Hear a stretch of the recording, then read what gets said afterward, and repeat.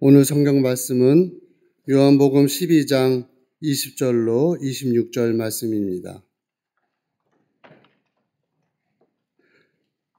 명절에 예배하러 올라온 사람 중에 헬라인 몇이 있는데 그들이 갈릴리 베세다 사람 빌립에게 가서 청하여 이르되 선생이여 우리가 예수를 배웁고자 하나이다 하니 빌립이 안드레에게 가서 말하고 안드레와 빌립이 예수께 가서 여쭈니 예수께서 대답하여 이르시되 인자가 영광을 얻을 때가 왔도다.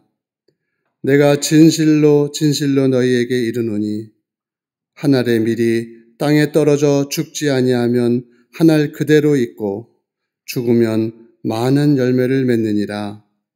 자기의 생명을 사랑하는 자는 잃어버릴 것이요 이 세상에서 자기의 생명을 미워하는 자는 영생하도록 보존하리라. 사람이 나를 섬기려면 나를 따르라.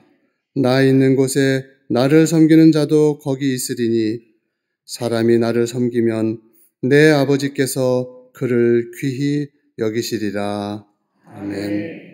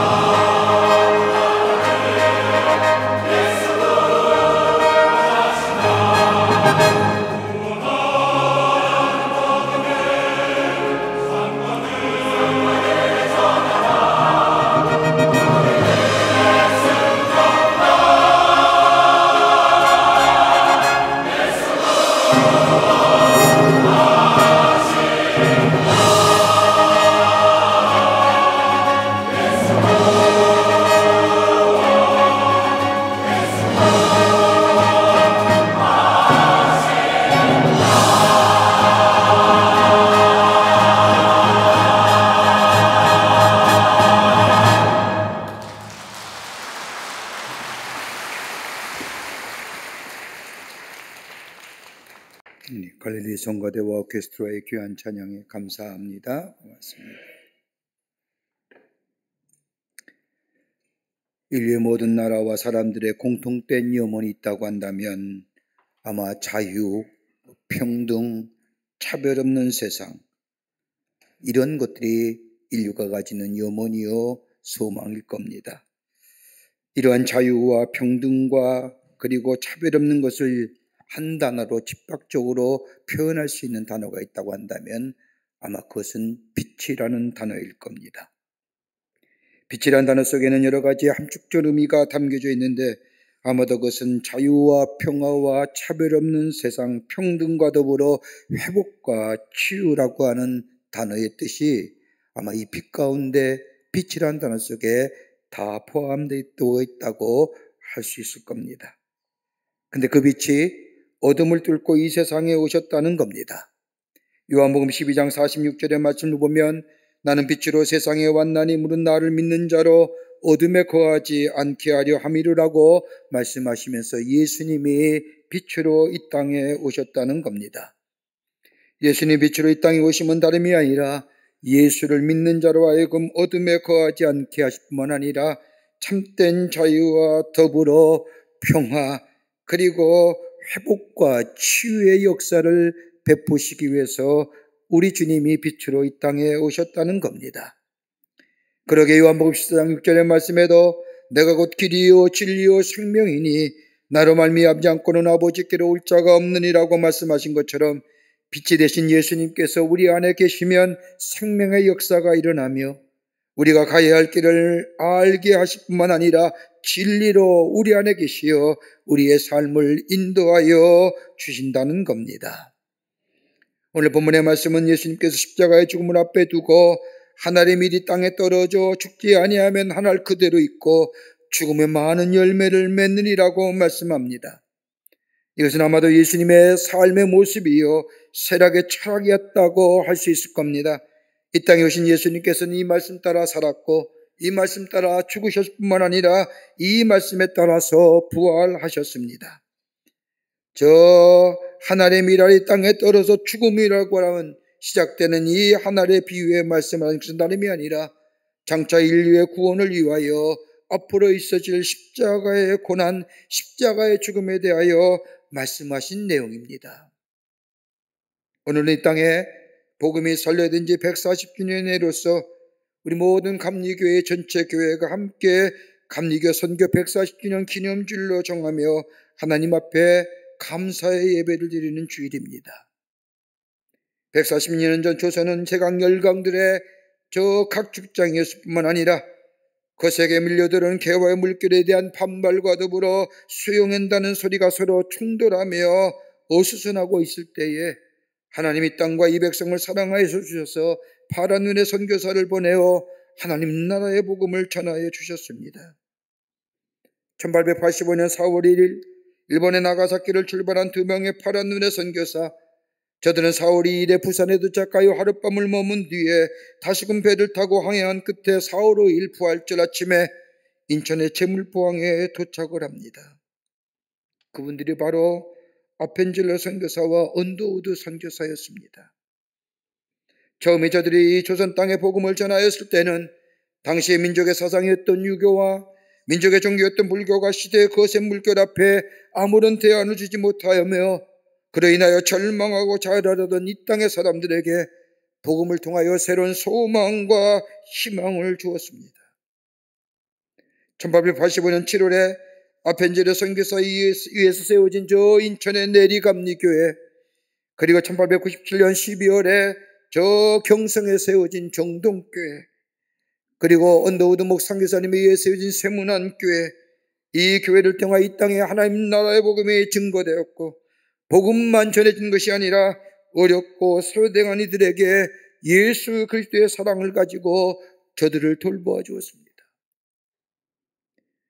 그리고 세워진 학교들이 배재고등학교요, 언더우드 선교사에 세워진 저 경신학교는 본래 고원으로 출발한 학교였습니다. 소외당하고 버려진 아이들, 어려운 아이들 데려다가 하나님의 나라의 복음을 가리키며 하나님 나라의 사상을 가리키며 사형의 심교육을 가리켰던 저 배재고등학교와 경신고등학교, 저들을 통해 이 땅에 하나님 나라가 세워질 뿐만 아니라 저들로 인하여 배우 그 자리에서 교육받은 이들이 이 민족의 자유와 평화와 자주와 독립을 위하여 앞장섰던 시대의 인물이 되었던 것을 보게 됩니다. 가장 절망스러운 때에, 그리고 이 땅에 절망과 어둠의 그림자가 깊게 드리워진 그때에 하나님께서는 이 백성을 사랑하시고 이 땅을 사랑하시어 예수 그리스도의 복음을 전하여 주셨습니다.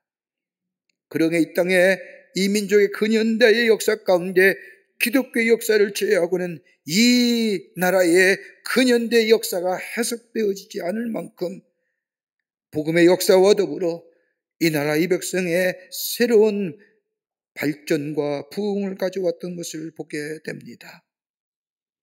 하늘의 미라 이 땅에 떨어져라고 한 이 예수님의 말씀은 십자가의 고난을 통하여 이루실 저 하나님의 구원의 역사, 그 비유의 말씀일 뿐만 아니라 하늘의 미랄의 신앙을 가지고 이 땅에 복음을 전해준 선교사들의 뜨거운 그 믿음, 어떤 믿음인지요. 함께 말씀을 나누며 영적인 교훈과 더불어 은혜를 나누고자 합니다. 첫째는 죽어짐으로 생명이 얻어진다는 겁니다.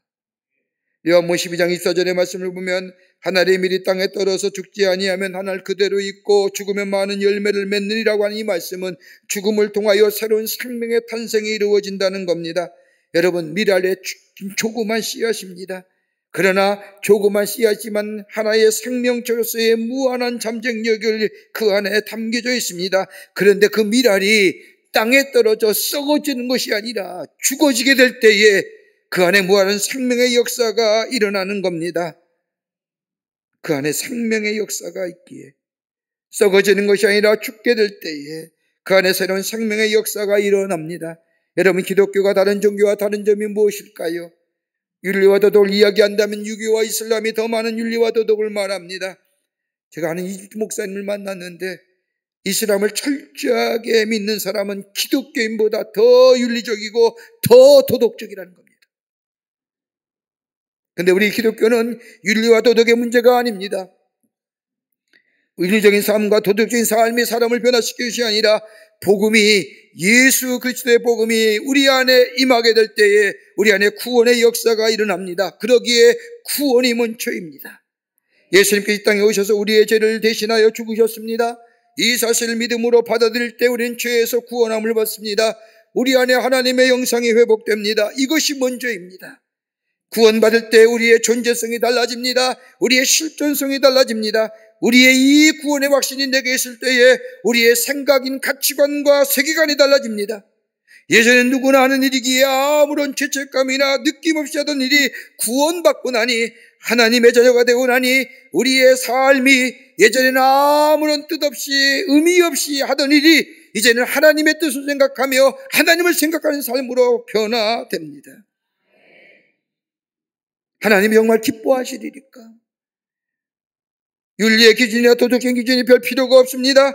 우리 하나님은 선하시고 거룩하시고 온전하신 하나님이기에, 또한 영원한 진리가 되시기에 하나님을 생각한다는 것은 정말로 하나님이 거룩하시고 온전하시고 선하신 일을 먼저 생각한다는 겁니다. 그러기에 온전한 구원을 이룬 삶에는 자연스럽게 도덕적이고 윤리적인 삶으로 살아가게 만듭니다.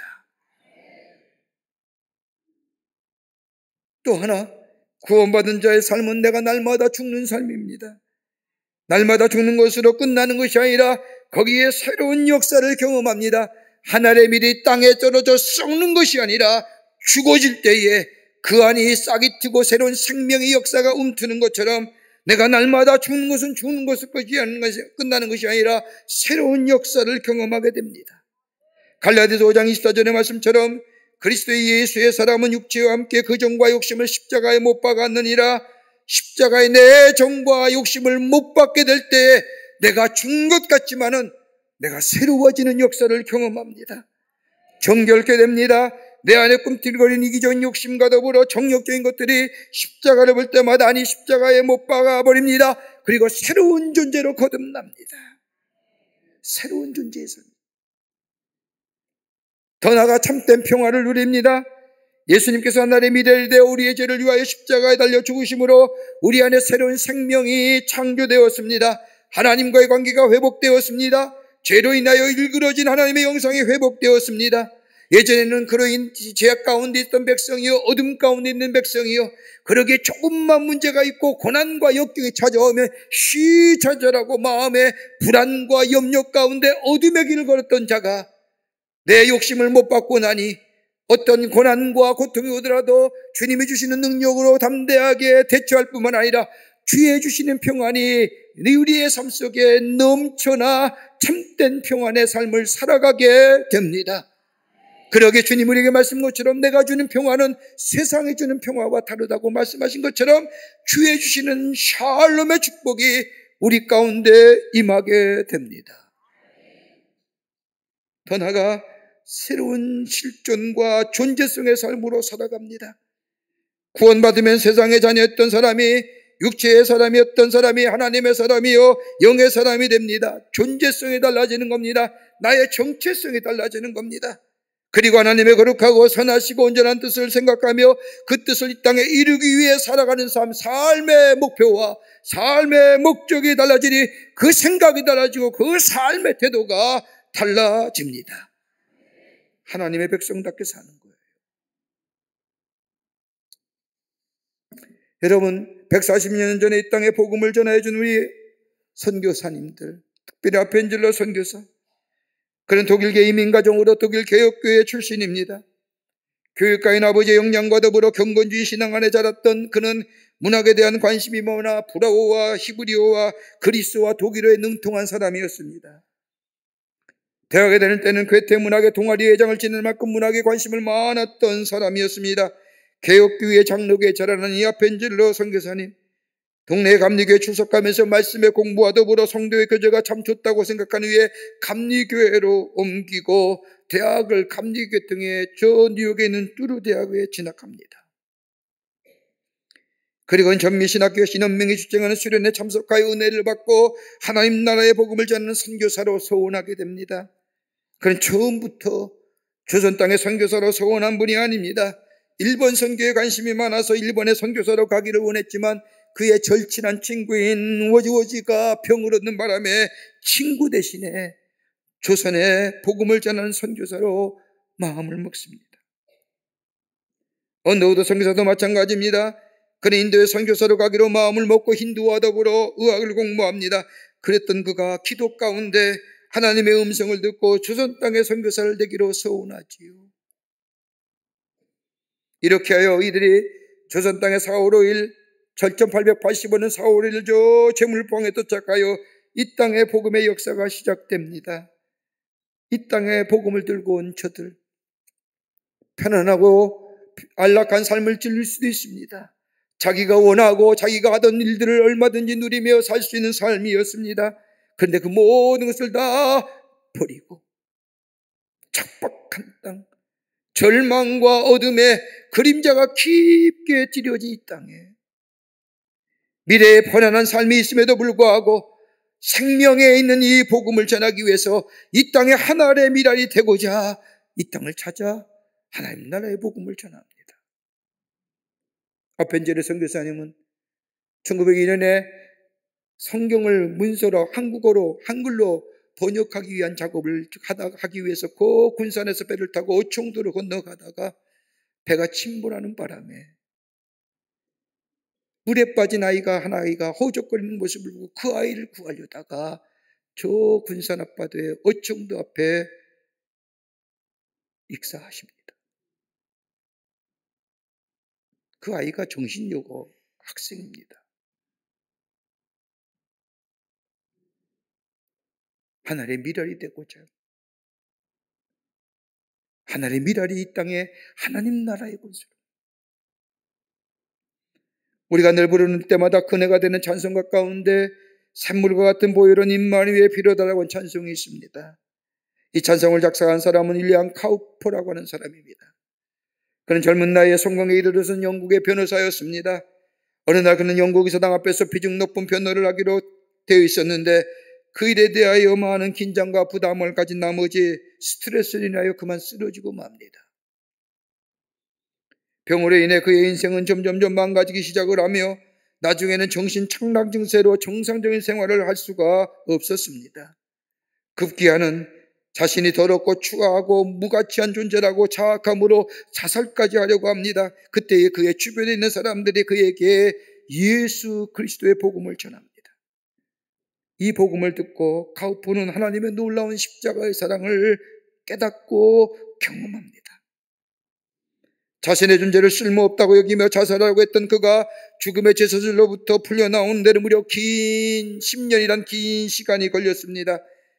주님께서 자신의 죄를 담당하여 십자가에 달려 돌아가심으로 더럽고 추한 자신의 삶이 새로운 삶으로 변화되었다는 사실을 믿고 깨닫습니다. 그리고 그 변화된 삶의 모습을 그 십자가의 사랑에 감격하여 시로 고백하며 적습니다. 그 시가 샘물과 같은 보혈은 임마누엘 피로다. 저 도적 회개하고서 이 셈에 씻었네. 더 도적 같은 이 몸도 죄 씻기 원하네. 속함을 얻은 백성은 영생을 얻겠네. 샘솟다는 피건세 한없이 크도다라고 하는, 이게 그의 간증입니다.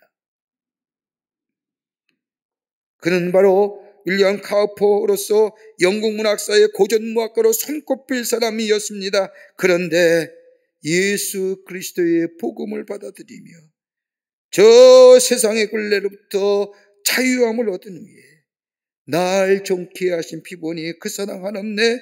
살 동안 받은 사랑 찬송하겠네. 하나님의 미랄이 되어 우리 예수님이 십자가에 죽으심으로 인하여 우리 모두가 새 생명을 얻었습니다. 저 파란 문의 선교사가 이 땅에 들어와 이 땅에 어두웠던 시대에 생명 되시는 예수 그리스도의 복음의 증거가 오늘 우리로 하여금 살게 했습니다. 죽음의 끝이 아니라 내가 죽게 될 때에, 썩어지는 것이 아니라 내가 정령 죽게 될 때에 그 안에 새로운 생명의 역사가 일어나게 됩니다. 둘째로, 오늘 죽으면 내일은 새로운 생명을 얻습니다. 하나님의 일이 땅에 떨어져 죽지 아니하면 그대로 있고 죽으면 많은 열매를 맺느니라고 하는 말씀은 생명의 진리를 얘기하는 겁니다. 죽으면 내일 새로운 생명의 역사가 일어난다는 겁니다.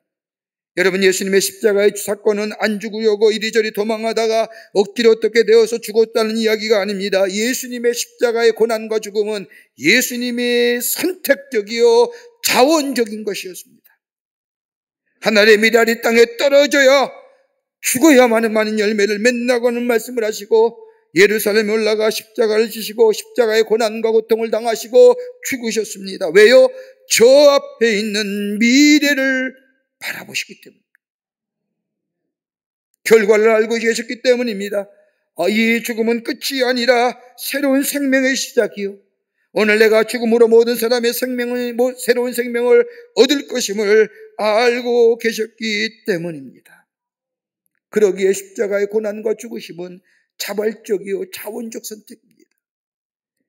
스티븐 코비라고 하는 미래학자가 쓴 책 가운데 오늘 우리 내 인생의 최고의 날이란 책에서 보면 우리가 내 인생에 매일매일 선택하며 살아가는 인생인데 선택할 때는 적어도 세 가지 것을 생각하며 선택해야 된다고 얘기합니다. 하나는 뭐냐? 주도적이냐 반사적이냐. 내가 스스로 선택한 거냐 아니면 남의 강요에 의해서 선택된 거냐. 영어의 표현을 하면 리스폰스냐 리액션. 주도적으로 선택한 것은 내가 책임집니다. 더 나아가 책임을 생각하며 선택하는 겁니다. 또 하나 또 간다면 목적적 선택이어야 된다는 겁니다. 이 내가 선택하는 것이 죽어야 이유까지 전부를 생각하며 선택할 수 있어야 돼요.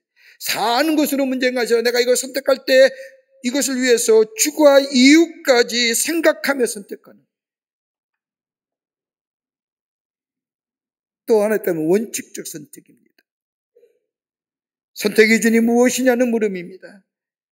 상황이나 여건이 아니라 진리로 선택해야 된다는 겁니다. 진리 안에서 공의함에 선택하며 정의로움으로 표출되죠. 예수님의 십자가의 죽음은 자발적인 선택이요 인류를 위한 구원을 위한 차원적인 것이었습니다. 내가 오늘 죽게 될 때에 내일에 새로운 생명의 역사가 있다는 사실. 여러분, 언더우드 선교사의 유명한 일화가 있습니다. 언더우드 선교사에게는 조선 땅에 오기 전에 약혼녀가 있었는데 조선 선교사의 파송을 앞두고 이 약혼녀가 언더우드 선교사에게 이렇게 묻습니다. 그곳에 가면 뭘 먹고 사나요? 이 물음에 언더우드 선교사는 모르겠어. 그러면 병원은 있나요? 모르겠어. 그러면 당신이 조선에 대해 아는 것이 무엇이요? 라고 하는 이 물음에 언더우드 선교사가 얘기합니다. 내가 아는 것은 오로지 그곳에 주님을 모르는 천만의 사람이 있다는 것이요. 그래서 언더우드 선교사가 약혼을 파혼당하고 혼자 온 겁니다. 왜 혼자 왔느냐? 이것 때문에 파혼당해서 혼자 온 거예요. 오로지 복음의 능력 하나만 보고 모든 것을 포기하고 조선을 향했던 겁니다. 아펜젤라 선교사도 마찬가지였습니다. 아펜젤라 선교사 원더우드 선교사가 1885년 4월 2일 부산을 거쳐서 4월 5일 부활절 아침에 저 제물포항에 조선 땅을 받습니다. 그들은 이 땅에 하나님 나라가 세워진 것을 믿고 복음을 전하기 위해 헌신합니다. 아펜젤라 선교사가 제물포에 내려 첫 번째 무릎 꿇고 드린 기도는 하나님, 우리가 부활절 아침에 이곳에 왔습니다. 그날의 사망의 권세에 계신 주께서 이 백성을 얽매인 결박을 끊으사 하나님의 자녀로서 자유와 빛을 이 땅에 허락하여 주시옵소서라. 이게 아펜젤라 선교사의 조선 땅 받은 첫 번째 기도문입니다.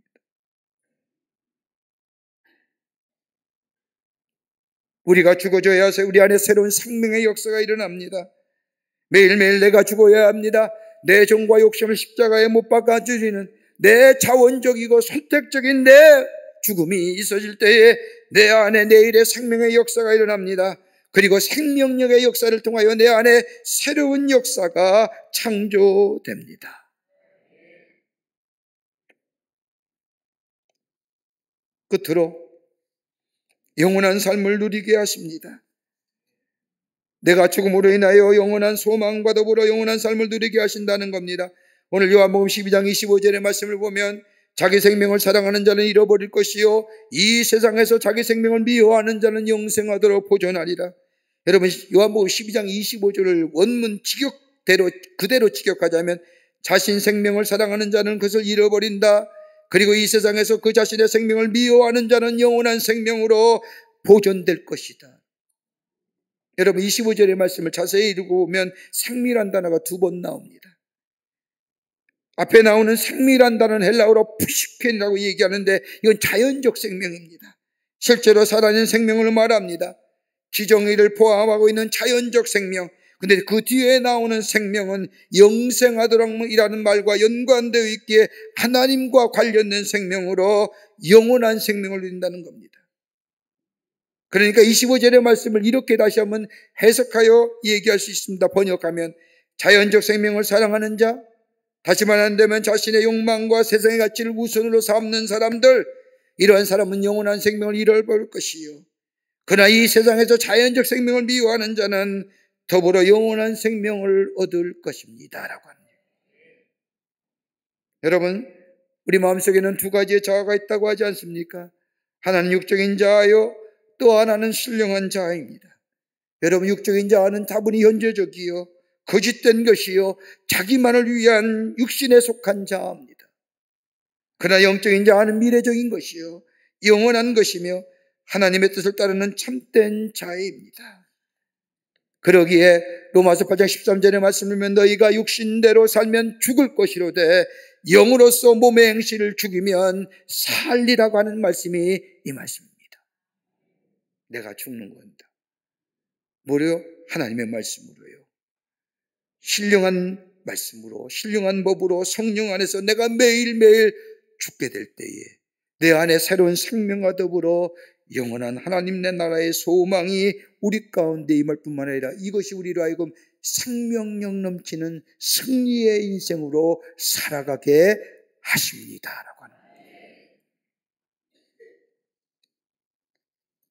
우리나라에 많은 선교사들이 찾아왔는데 그 많은 선교사 가운데 윌리엄 홀이라고 하는 선교사가 계십니다. 캐나다의 퀸즈 대학에서 의학 공부를 하며 해외 선교를 위한 학생단체인 해외 선교를 위한 학생 지원 운동이라고 하는 연맹에 가입하여 어느 날 그 운동의 책임자인 존 포모 목사의 설교를 듣고 윌리엄 홀이란 사람은 조선의 선교사가 되기를 차원합니다. 의과대학을 마치고 의사가 되어 뉴욕 빈민가에서 의료봉사를 하다가 로제타라고 하는 여인을 만나 결혼을 약속합니다. 근데 로제타는 조선의 선교사로 가기로 서운했던 여인입니다. 로제타는 1981년에 조선의 선교사로 멈춰왔고 1년 뒤에 윌리엄이 조선에 도착합니다. 결혼을 약속했기에 윌리엄과 로제타는 조선 땅에서 결혼을 하고 감리교 선교위원회에 의해서 평양 선교의 책임을 맡게 됩니다. 그런데 1994년 평양에서 벌어진 청일전쟁 후에 평양에는 수많은 부상자들과 많은 병사들이 전쟁으로 인하여 중상을 입고 고통당할 때에 이 윌리엄 홀이 저들을 치료합니다. 그런데 부상자들과 환자를 치료하다가 그만 전염병에 감염됩니다. 그리고 1894년에 34살의 나이로 세상을 떠납니다. 그때 그의 아내 로제타의 뱃속에는 7개월 된 아이가 있었습니다. 인종이 가까운 것을 안 이 윌리엄은 아내 로제타에게 이렇게 마지막 낭기를 남겼다고 합니다. 만일 하나님이 한 사람을 희생시켜 이 평양의 문을 여실 생각이라면 그 희생자가 되기를 피하지 않겠습니다. 내가 평양으로 간 것을 후회하지 말아주세요. 나는 그리스도 예수를 위해 일했을 뿐입니다. 하나님이 갚아주실 겁니다. 그게 마지막 유언입니다. 하늘의 소망을 바라며 주의 사명을 바라봤던 윌리엄 선교사. 윌리엄이 죽은 지 몇 달 뒤 로제타가 아들을 낳습니다. 아들을 데리고 잠시 고국으로 돌아갔다가 1897년에 다시 조선 땅에 들어와 저 남편인 윌리엄 홀이 세운 평양의 기독교 병원을 다시 중건하여 온전하게 세웁니다. 그리고 최초의 명인학교와 앞을 보지 못한 자들을 위하여 점자책을 한글로 만듭니다. 그리고 지금의 고려의대학 의과대학의 전신인 경성여자의학전문학교를 세우고요. 이 땅의 최초의 여자 의사인 박에스더라고 하는 의사를 배출합니다. 그 여인의 이름이 김점동입니다. 이 땅에 복음의 역사가 거저 일어난 거 아닙니다. 저 아펜젤라 선교사님, 저 스크랜턴, 저 제임스 월, 저 언더우드, 그 밖에 수많은 파란 눈의 선교사가 복음의 능력을 가지고 하늘에 썩어지는 것이 하늘에 죽어지는 미랄이 되어 이 땅에 심겨질 때 하나님의 교회가 세워지고 어떻든 이 땅에 빛의 역사가 있었나며 복음으로 새로운 역사가 일어날 뿐만 아니라 이 땅에 새로운 역사가 쓰여진 것을 보게 됩니다. 누군가가 죽어야 됩니다. 아니, 내가 새로운 생명의 역사를 경험하면 내가 내 안에 있는 내가 죽어야 됩니다. 매일 정과 욕심을 십자가에 못 박고 내가 죽을 때에 내 안에 새로운 생명의 역사, 그리고 새로운 생명의 역사와 더불어 새로운 생명력을 가지는 하나님의 사람으로 매일매일 승리하며 주께 주신 은혜 안에서 기쁨으로 살아가는 복된 삶이 될 줄 믿습니다. 이런 믿음으로 살아가시는 여러분과 저와 되시기를 주의 이름으로 축원합니다. 하나님 감사합니다. 저희들 주께서 사랑해 주셔서 하나님의 자녀 삼으심에 감사합니다. 하늘의 미랄이 되어 땅에 떨어져 죽어야만이 새로운 생명의 역사가 일어나는 것처럼 우리가 매일매일 죽는 자 되게 하여 주시고 내 정과 욕심을 십자가에 못 박고 예수 그리스도와 함께 죽고 다시 살아나는 귀한 생명의 역사를 통하여 내 안에 기쁨과 감사와 평안과 주의 주신 놀라운 축복을 누리며 살아가는 하나님 나라의 온전한 백성의 삶 되게 하여 주시옵소서. 하늘의 미랄이 되어 이 땅에 복음의 씨앗을 띄운 우리 선교사들의 뜨거운 복음의 능력, 복음 사랑, 하나님 사랑의 마음, 우리 또한 갖게 하여 주시사 주님 사랑하며 복음을 전하기 힘쓰는 저희가 되게 하여 주시옵소서. 감사하며 예수님의 이름으로 기도하옵나이다. 아멘.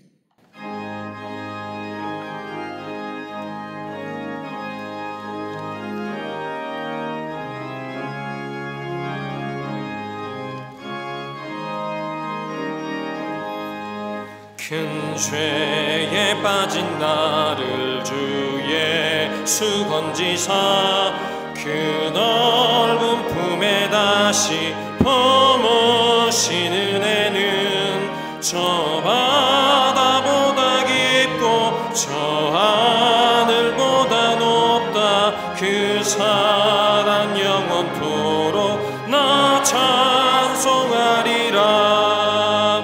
날로 더욱 귀하다.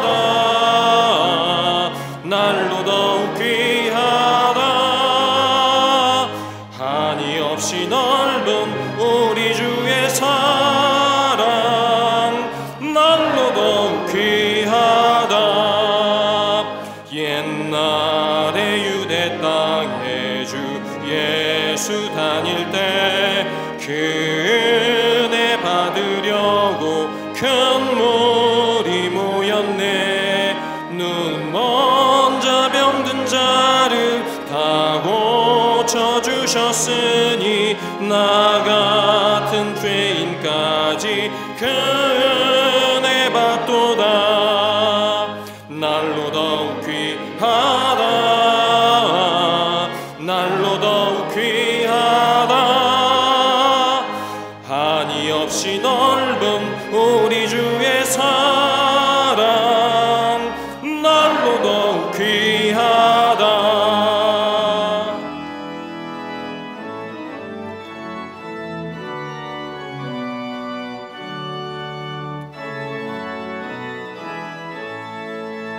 주 크신 사랑으로만 백성 위하여 그 십자가의 고난 다 받으셨으니 그 속죄 받은 성도 큰 소리 함께 높여 온 천지 울리도록 주 찬송하리라.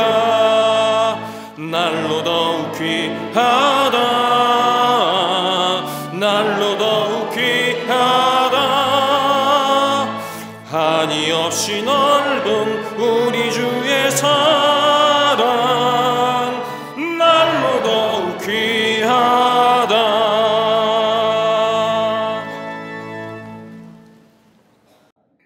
지금 우리 주 예수 그리스도의 크신 은혜와 하나님 아버지의 한량없으신 사랑하심과 성령님의 인도하심과 교제하심과 동행하심이 거룩한 주의 날 특별히 이 땅에 복음을 허락하여 주시고 140년의 긴 세월 동안 하나님의 영광을 받으시고 이 땅의 교회를 통하여 하나님 나라의 확장을 위해 아버지의 놀라운 역사를 위해 수고하신 최초의 선교사, 저들의 뜨거운 복음의 사랑, 특별히 조선의 사랑, 하나님의 미랄이 되고자 했던 그들의 귀한 믿음들 오늘 우리의 마음속에 받아들이고 우리도 하나님의 미랄이 되어 하나님께서 허락하신 귀한 사명을 이루기로 새롭게 결단하고 저 세상을 향하여 나아가는 우리 모든 광림의 권속들과 영상을 통해 예배에 참여한 모든 이들 위해 주께서 지금으로부터 영원토록 함께 하시기를